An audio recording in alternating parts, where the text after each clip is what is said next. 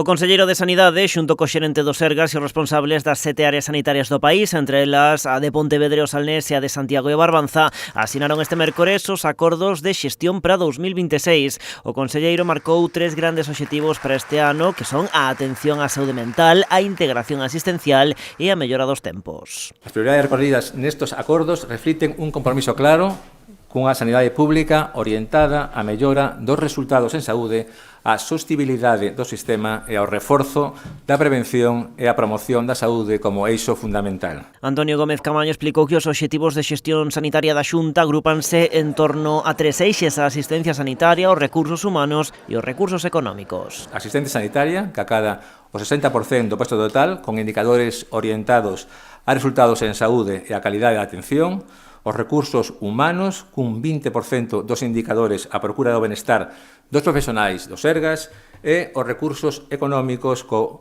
20% do peso restante. Neste ano redúcense os obxectivos pasando de máis de 70 a pouco máis de medio cento, di o conselleiro que o que se pretende é priorizar mellor. Un número moi inferior ao de outros exercicios. Por exemplo, no ano pasado foron 71, coa finalidade clara de priorizar mellor, elevar as metas e facilitar o seguimento efectivo dos compromisos adquiridos. E apuntou que temos por diante un contexto complicado marcado polo envellecemento da poboación, a complexidade clínica e o déficit de profesionais en determinadas especialidades.